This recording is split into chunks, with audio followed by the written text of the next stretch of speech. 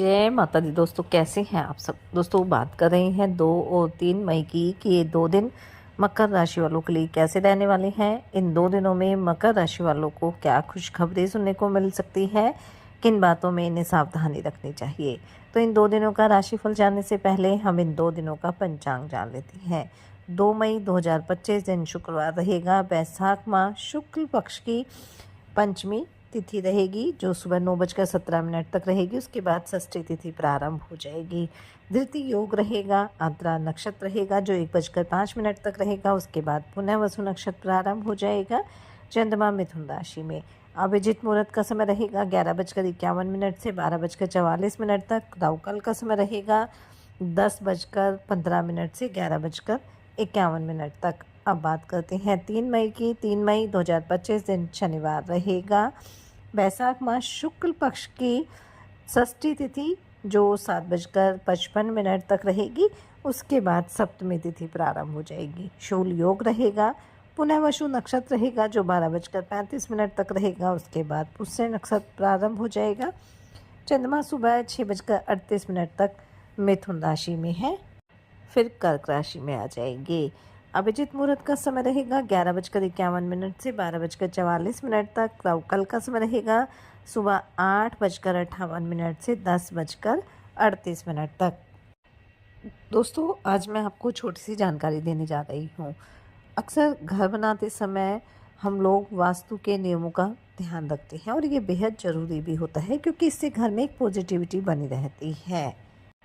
तो आज मैं आपको बताने जा रही हूँ कि जो टॉयलेट होता है वो घर में किस जगह पर होना चाहिए और किस दिशा में हमें नहीं बनवाना चाहिए, क्योंकि वास्तुशास्त्र में टॉयलेट को घर की नकारात्मक ऊर्जा का केंद्र माना जाता है।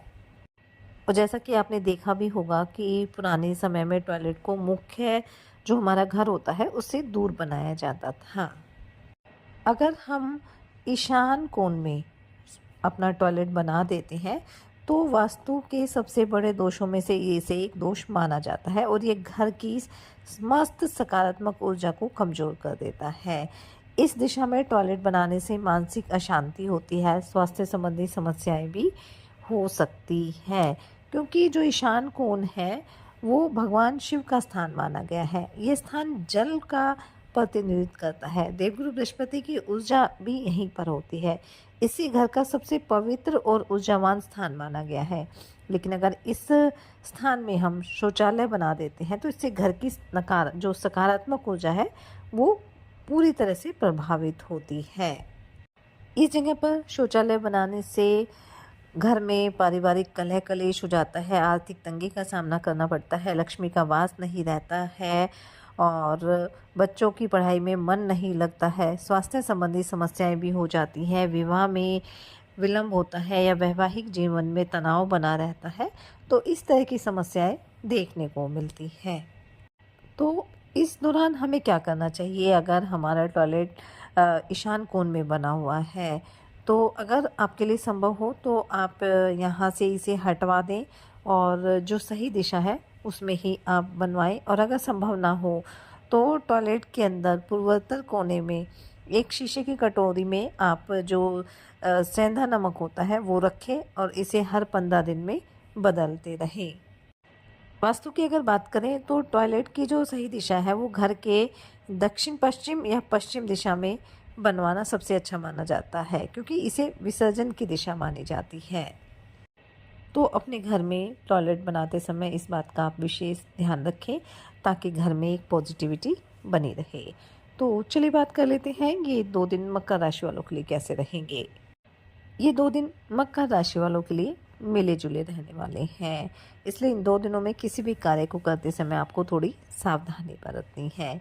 इन 2 दिनों में घर परिवार में कोई शुभ मांगलिक कार्यक्रम भी हो सकता है जहाँ कुछ मित्रों का, रिश्तेदारों का आना जाना भी लगा रहेगा। भाई बहनों से आपको पूरा सहयोग मिलने वाला है। बस थोड़ा सा आप अपने व्यवहार को मधुर बनाकर चलें ताकि सभी के साथ आपके रिश्ते मधुर बने रहें। इन 2 दिनों में घर परिवार में किसी अतिथि का आगमन भी हो सकता है। वहीं अगर आप इन 2 दिनों में किसी नए काम की शुरुआत करना चाहते हैं तो उसमें अपने बड़ों की सलाह ज़रूर लें, जल्दबाजी ना करें, यात्रा के योग भी रहेंगे, लेकिन इस यात्रा में आपको इस बात का ध्यान रखना है कि वाहन आप सावधानीपूर्वक चलाएं और किसी से मांग कर आपको वाहन नहीं चलाना है। जो जब तक बेरोज़गार हैं, रोज़गार की तलाश में भटक रहे हैं, उन्हें कोई अच्छा अवसर मिल सकता है। वहीं कार्यक्षेत्र में भी आपके कार्य तय समय पर पूरे होंगे, मन खुश रहेगा, थोड़ा सहकर्मियों के साथ सामंजस्य बनाकर चलें। विद्यार्थियों के लिए 2 दिन अच्छे रहेंगे, पढ़ाई पर ध्यान देंगे, बस थोड़ा संगति का आप ध्यान रखिए। इन 2 दिनों में आपको इस बात का भी ध्यान रखना है कि किसी दूसरे के मामले में बेवजह नहीं बोलना है, नहीं तो ये आपको भारी पड़ सकता है। बस अपने काम से मतलब रखें तो आपके लिए बेहतर रहेगा। कारोबारियों को भी कोई भी डील फाइनल करते समय सावधानी बरतनी है और किसी भी बात को लेकर बहसबाजी में नहीं पड़ना है। अगर पारिवारिक मामले हैं या कारोबार से संबंधित मामले हैं तो उन्हें धैर्य और साहस से निपटाने की कोशिश करनी होगी। अगर कोई सरकारी काम है, कोई सरकारी कॉन्ट्रैक्ट है तो जो उसके रूल रेगुलेशन है उन पर पूरा ध्यान देना होगा। सेहत के दृष्टिकोण से भी ये 2 दिन आपके लिए मिले-जुले रहने वाले हैं। कुछ उतार-चढ़ाव देखने को मिल सकता है जिसकी वजह से आप थोड़ा थकान का अनुभव भी कर सकते हैं और थोड़ा आलस्य भी आपके ऊपर हावी हो सकता है, इसलिए इस बात का आपको विशेष रूप से ध्यान रखना है।